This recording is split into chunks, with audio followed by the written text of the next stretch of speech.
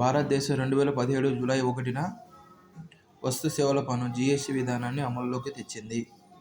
ప్రస్తుతం 5, 12, 18, 28% జీఎస్టీ స్లాబులను యథాతథంగా కొనసాగించవచ్చు.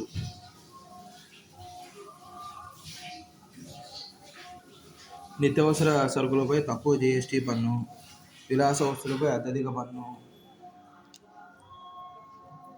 మిగతా వస్తు సేవలపై 12-18% స్లాబులకు బదులు ఒకే 16% స్లాబును తీసుకురావాలి. పరోక్ష పన్నుల వ్యవస్థ నుంచి జీఎస్టీకి మార్చడం వల్ల రాష్ట్రానికి నష్టం కలిగింది. వాటిని తీర్చడానికి, దాన్ని భర్తీ చేయడానికి అవి రుణాలు తీసుకువచ్చాయి. వాటిని తీర్చడానికి 2026 మార్చి వరకు కొన్ని వస్తు సేవలపై అదనపు సుంకం విధించాలని నిర్ణయించారు. పారాలింపిక్స్లో భారత్కు 6వ స్వర్ణం, పసిడి సిక్సర్, హైజంప్లో ప్రవీణ్కు బంగారు పతకం.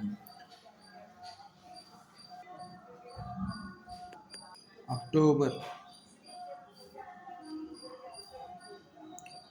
1న ఎయిర్ ఇండియా ఎక్స్ప్రెస్లో ఏఐఎక్స్ కనెక్ట్ విలీనం.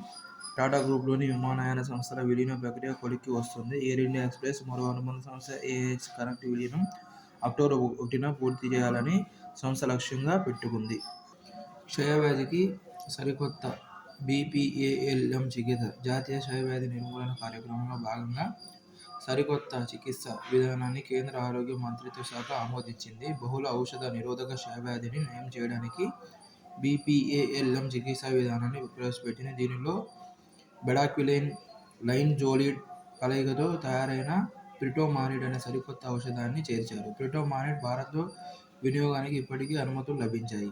బెడాక్విలిన్, ప్రిటోమానిడ్, లైన్జోలిడ్, మోక్సిఫ్లోక్సాసిన్ అనే 4 ఔషధాల కలయికతో కూడిన బీపీఏఎల్ఎం చికిత్సా విధానం మునుపటి ఎండీఆర్-టీబీ కంటే సురక్షితమైనదని, ప్రభావవంతమైనదని ఆరోగ్య మంత్రిత్వ శాఖ ఓ ప్రకటనలో తెలిపింది.